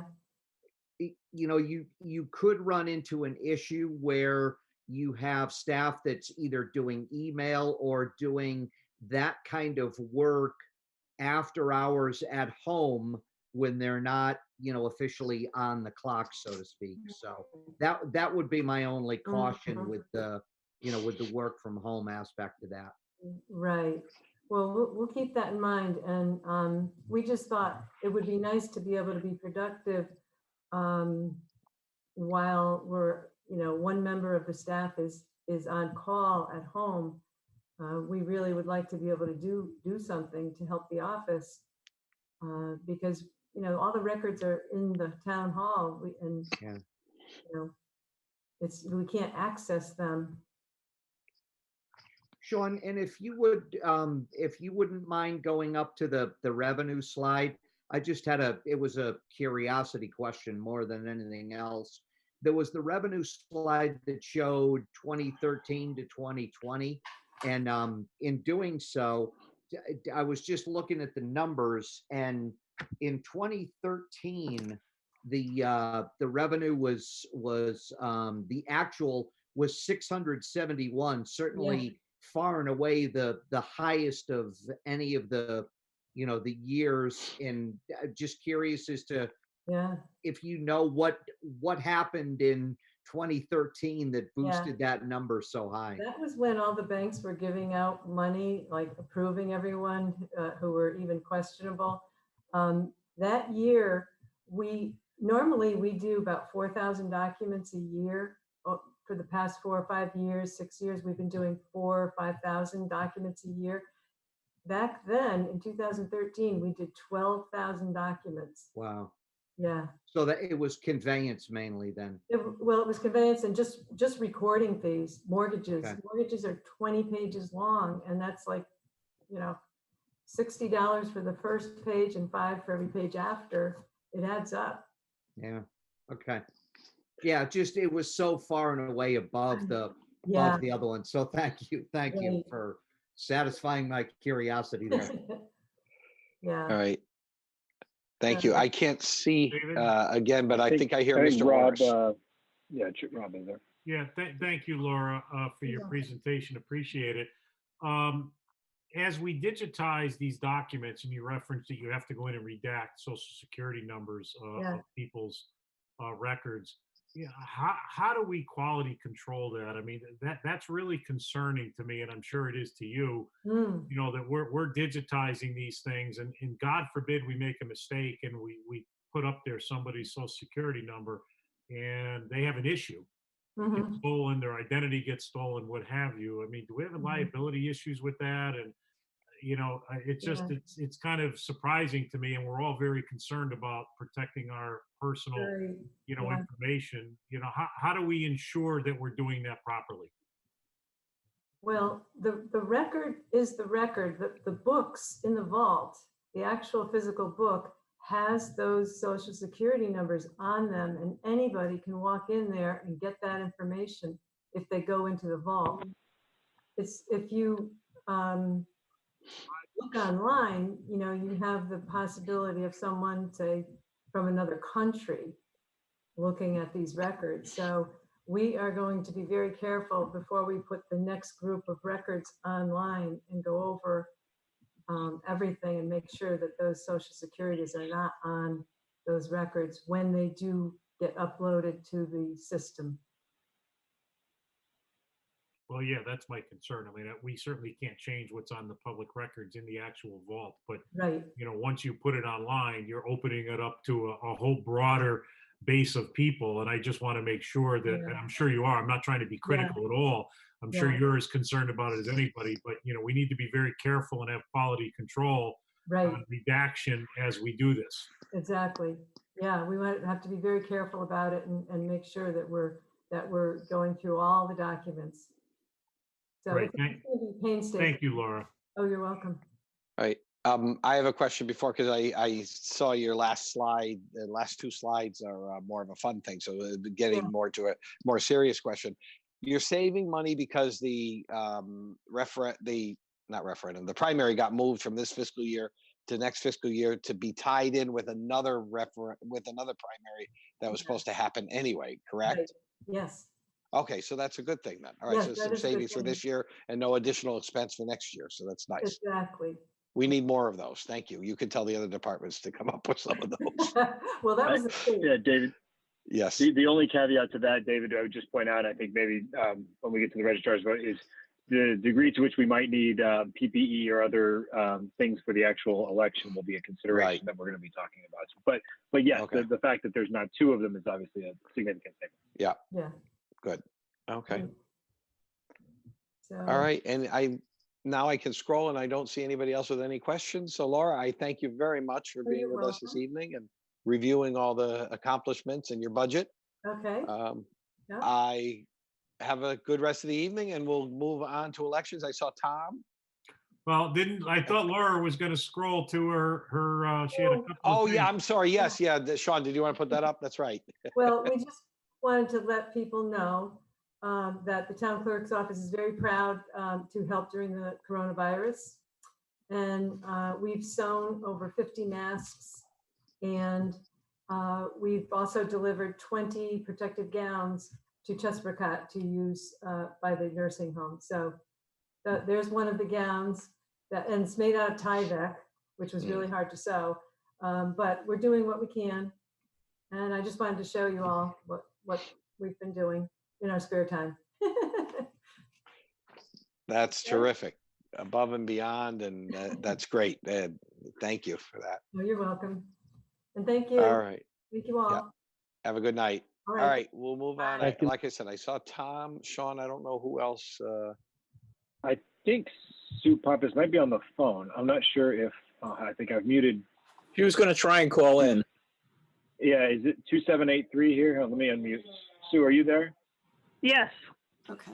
Okay, that is you. All right, then we do. We have both registrars on the line, and I will just, again, I think just direct folks to the elections page on page 13, starting on page 13 of the detail book, if anyone has any questions on the line items. And then Tom, and again, I have to apologize up front. I know, Tom, you had sent me an email a few days ago asking for clarifying this presentation. I apologize. I don't think I had a chance to get back to you. So thank you for audibling here a little bit. And if there's anything you want me to put up on the screen, I did share the document you sent earlier with the council, so we can put that up if you want. Otherwise, we can kind of walk through it and always add more later if we need to. You're talking about the PowerPoint stuff? I have the Word file I took out of your email. Did you have the It's PowerPoint that you emailed me? it's the same thing. It's the same text. So if everyone's seen it, then there's probably not any reason to go through it unless anyone has any questions about it. I think that's probably good unless we want to. I'll make sure we share the PowerPoint as well in case there's anything. Okay. Yeah, it came in with today's email of the presentations. So, Okay, Tom, that was very good. Thank you. I guess, can I segue into the same question that I just asked Laura, because it involves with your department as much as hers or more so. Does it look like we will have the savings, and so we'll save something this fiscal year and probably not have additional expense just for the election itself, other than maybe the PPE or things like that that might be needed? And that's being hashed out at the state level. We don't know what we're dealing with yet as far as that goes. But yeah, that's essentially what we're looking at. Yeah. Now, what happens if it becomes a mail ballot? Because there is some talk about that. Is that more expensive, less expensive if it was to become an all mail, mail-in ballots? We're going to have to come up to a balance between people we normally would have hired to work at the polls. And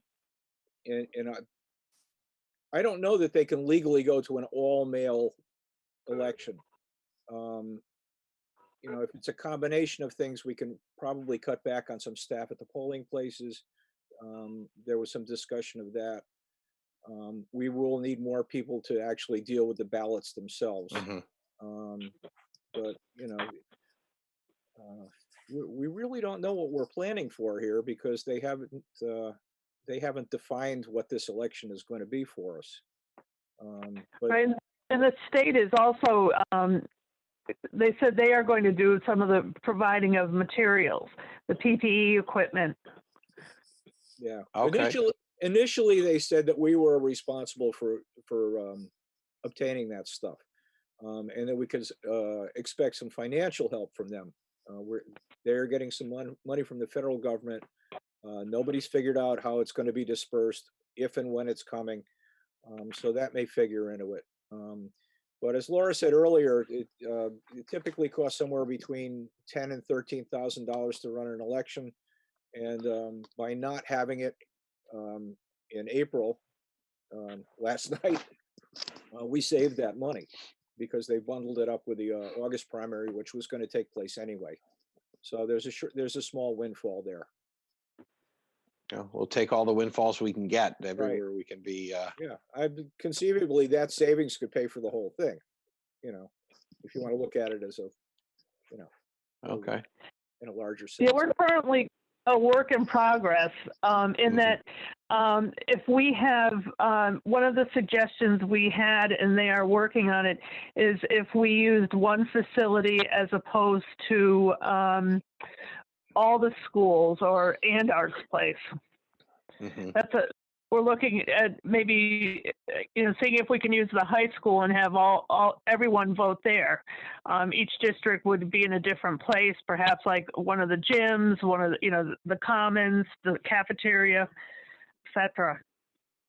But again, that's something that the state is looking at, and we're going to have to take our direction from them as to whether it's even legally possible. There's certain strictures in the state constitution that are making this whole process kind of inflexible. It's not as bad as Wisconsin, but it's some of the same stuff is going on. So we really have to take our cues from Hartford on that. It's too bad, because we used to have a single polling place for some of our referendums and things that weren't state tied down to state, and they were efficient. They ran well, They Sure. were efficient. They saved a lot of money. Everybody got to see everybody all in one place because you knew it was a lower turnout. Right. And, so it made more sense. But the state being what they are, maybe they will change and allow us to do things more efficiently and save some money because of the circumstances that we're under. Yeah. Yeah, we're all We for partic- it. I mean, this comes up frequently at the registrars' conferences, and the answer is always the same. No, you have to open everything for a primary. But if they Yeah. can find their way, find it in their hearts, and a legal justification to do it in a more centralized location, we're all for it. Well, and especially if there aren't as many people coming out because absentee ballots will be more prevalent. Right. Absolutely. Yeah. All right. David? Mr. Orrs?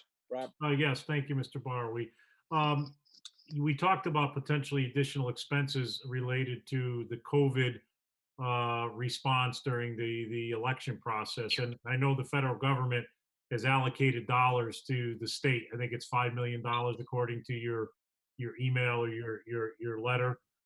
We don't know how much of that is coming to Cheshire. Is that correct? That's correct. That's Yeah, correct. that's the figure that we were provided with from the state. By the Okay, state. but just so we all know that if we do have additional expenses, there is money allocated by the federal government to the state of Connecticut to help offset that. We just don't know how much of that Cheshire's getting. That's So, correct. Okay, Yes. That's correct. great, thank you. Anyone else? Sorry, Mr. Jenks. Tim's hands up. Yep. Yeah, I just had one quick question. The line item for voting booths and poll books, it just looks like a large increase this year. I'm wondering what the reason is there. By state law, you need to have at least one voting booth per every 250 voters. So just to make sure that we have enough, we steadily increase our voter list, and just to make sure that we're in compliance with that state statute. That's a new state statute, or that's just something we hadn't done before? No, we've always done it, but we have more voters. And we just want to make sure. And then also we have some voting booths that have, their natural life is spent. So we have to replace them as well. Okay, thanks. Yeah, I thought, Susan, I know that, I'm just trying to find my notes here, but I recall that there was also 2 different types of voting booths, and weren't you, I thought, exploring a different type or style versus I think it was the tabletop versus the cardboard. Do I have that wrong? Yes, that's correct. So, Yes, that's correct. We currently have we sent out an inquiry to all the moderators that we've had in the past, and we've asked them if what type of voting booth that they prefer. And most of them prefer the corrugated plastic kind of cardboard, if you will, the tabletop versions. And those are substantially cheaper and easier to pack, and they're easier to use overall.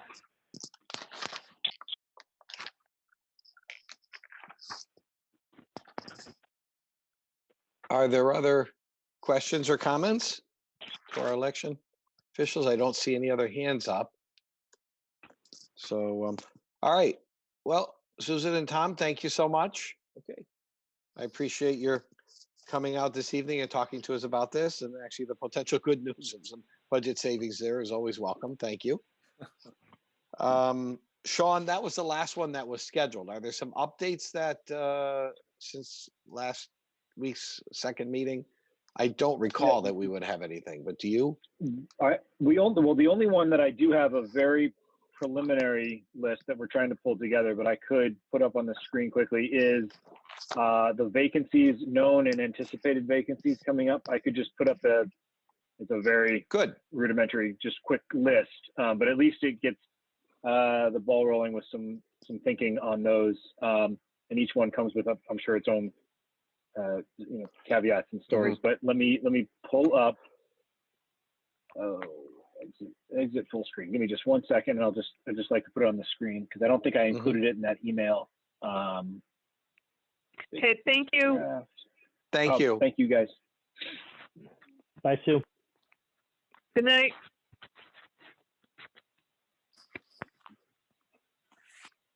Okay, share screen. There it is. Okay, so again, just a very quick, if you can see the screen here, positions that we have currently. Okay, well, we'll just kind of quickly go through them. Some I know are in departments we've covered, some we haven't. But currently, as you know, the town assessor position is still vacant, and we're holding that vacant. And certainly for the time being, as we're under the hiring freeze, the assistant assessor is serving as the acting assessor right now. I think as you heard in the pool presentation back in December, had the retirement of the facility technician position at the pool. Also, the head desk assistant, as of a couple of weeks ago, from the pool was laterally transferred over to a vacancy in the senior center. So that position is currently vacant. We have, and again, this is an assumption, but we have a candidate for the soon-to-be vacant police chief's administrative assistant position, who's currently in the tax department. So that would generate, if that person moves over into the administrative assistant role, would create a vacancy in tax and a revenue associate position. Can everyone hear me okay? Sorry, I'm just getting the feedback here. In the budget, which again, we haven't covered yet, and I have some proposals with respect to staffing a town engineer position, and my proposed budget includes full funding for a full-time town engineer position. You're probably aware that currently that position is funded at split between the general fund and the water pollution control facility at reduced hours of 20 hours per month. And so but either way, their current town engineer, Walt Gankars, has announced that he'll be retiring as of June 30. So that's I guess you'd call that an anticipated vacancy.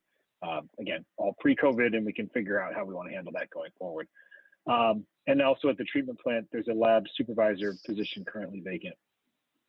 And then it says police sergeant, 2 officers. That's probably a little misleading there. But as we know, there's the one known retirement upcoming that we anticipate a vacancy that could be held into the next fiscal year. Certainly, as the chief explained, some of the issues surrounding the academy and virtual academy learning and some of the challenges we may have filling a position anyway without a list. But there are a couple of other positions. These are probably not, these are less in hand, so to speak. They're just anticipated retirements that we're at least aware of later into the next fiscal year. I think we have to get more clarity around that and figure out whether that's something we could count on or not. But I wanted to at least put it down as something that we're aware of. I believe this is, at least in the current thinking, this is the full list. I know Lou Zullo is on the line, I think currently on the phone. Lou, did I miss any others? I know we were talking about this earlier today. Are there any other positions that you wanted to highlight from that list? No. Okay. Am I on? So I can share that document. And again, there may be one or two that may not be actively vacant. We certainly know the active vacancies, but if there's others that we are anticipating in the next few months, we'll certainly keep that updated. So I just wanted to be responsive on that. All right, thank you for that information. Are there other questions regarding that or more explanation or discussion? All right, then at this point, we've come to the end of this budget workshop. We have Thursday's workshop at 6:30, which is with the Board of Education and the Education Department, and they will be there. And we have next week a couple more meetings. We have Public Works, and I just closed the book, but we have the remainder of the two next week on the 5th and the 7th. And correct. That would be Public the Works on Library. Yeah. Yep. Public Works on Tuesday, and then because it's pretty exhaustive, we'll do Library on Thursday, but probably have to finish up Public Works because depending on how much capital we get into, we'll probably need more than one night. But hopefully we can get through it pretty quickly. Well, it's a big department, and there are a lot of facets to it, and quite a lot to get our arms around. And they're contributing a lot to the savings that you showed us in our projections for this fiscal year. We'll see what we can do for next year with them as well. All right. Are there other, Mr. Orris? Yes, thank you, Mr. Barry. I just want to kind of make a general statement. Obviously, labor in our budgets play a big part. The majority of both the town and the Board of Ed budget is based in our labor force. And as the community probably knows, the majority or all of our union contracts, at least on the town side, are coming up in June, which gives us an opportunity to discuss the labor portion of our expenses. The Board of Ed obviously has a big play in this too. I think their major union probably has another year to go. But I just want to make kind of the general thought. I mean, the private sector, the community, everybody's hurting relative to their jobs at this point. And we may not be able to get there with all of the unions, but I think if we told most people in the workforce today that they had their job, it was going to continue for the foreseeable future. They were going to maintain all of their benefits, and the only thing they had to put on the table was a 0% increase for the next 12 months. I think most people would do cartwheels for that in light of everything that's going on in the current environment. So I'm not trying to be detrimental to our employees at all. I relish everything that they do every day, but everybody needs to have a seat at this budget table at this point. And I'm concerned that without having labor at the table, having a meaningful conversation about how we minimize our salary increases for the next 12 months, we're not going to get to a 0 increase mill rate budget without talking about potentially gutting some services, which I'm not really in favor of. I want to keep the mill rate flat, but we also need to maintain certain services. So what I'm going to be looking for is labor to have a seat at this table. And I'm not sure how we can accomplish it, but our budgets on both sides of the street, as I'm aware, assume increases in salaries for the next 12 months, whether they're contractual obligations or they're just budgeted increases. And I think we need to have a real heart-to-heart conversation about that situation. And so I just wanted to make that statement as to where I'm coming from as one of 9 members of the council. I don't know if anyone agrees or doesn't agree with me, but obviously the public's watching and I want them to understand where I'm coming from as one of their elected officials. So thank you. Mr. Chairman, are you looking for a show of hands? Because I'd be happy to raise mine. I guess if the people want to do that, they can. I'm not asking for it. No, I'm I just recognize speaking on that. behalf of myself, Tim. Well, now it's up to 2 of 9. Well, I clearly recognize that labor is a big part of our budget. As a high percentage, it has to take a percentage of the reductions in expenses that would go forward there, and we've got to try to do it in a way that's as least disruptive to the services that we provide, and quite frankly, as least disruptive to our employees as possible. I think Mr. Orr laid out one very realistic scenario in today's world. That try to have no increase for a while, but there are other options as well to be looked at. And I think that all of that has to be on the table as we negotiate over these final 4 weeks before we have to adopt a budget. Mrs. Nichols, I don't hear you though. I agree basically. Can you hear me now? Yes, now we can. Good. I agree basically with that I reviewed quickly the information that came, I think it was this afternoon, from Sean from CCM regarding the activities of other towns in the state and how they were addressing all these COVID related issues. And without specifically referring to specifics, it was a real quick read. But as I went through it, many towns have also adopted that policy of hoping that we held salaries the same for the next contract year. So we are not out of sync with the rest of the world in town government. So this is something that is being considered by many of the towns that belong to CCM. So I do think you're right, David. We need to really put it in context. And I would rather have a job than a raise, basically. I mean, if there was a difference between having a job and getting a slight increase, I'd rather keep my job. Thank you. So my personal opinion, I agree with you, gentlemen. Well, spoken as a good personnel committee chairman. Yeah. All right. Other comments or questions? I'm trying to scroll through to see if we're missing anybody. All right. Well, then I will. I think Don Walsh. I'm sorry, Don, Councilman Walsh. You're on mute, sir. Yeah. There you go. Oh, There. Keeps going off. There. Yeah. Okay. Yeah, I want to agree with what my prior councilman just said about that. I was just wondering if there's a way that, I mean, how much of the salaries are we like obligated for by contract for versus how many salaries are they just built in? And I think maybe that would help us get an idea of what we can and can't do. Because I mean, I agree with everybody else. I mean, I'd rather have a job than lose than an increase. I just want to make sure I have a job over anything else. So I just wondering if we could figure out a way that we know what we have to do and what we can probably stand by. I might just suggest, and I think we have on the agenda for Thursday, some of this gets into negotiation strategy, and I think we're going to have an executive session on Thursday to talk about that. And I have numbers and answers to those questions, but I would just be more comfortable talking about that in executive session as a strategy piece. Yep, I would agree with that. All right, I don't see any other hands up. So sensing that you're ready, I'll hand it back to you, Mr. Orris, for the adjournment.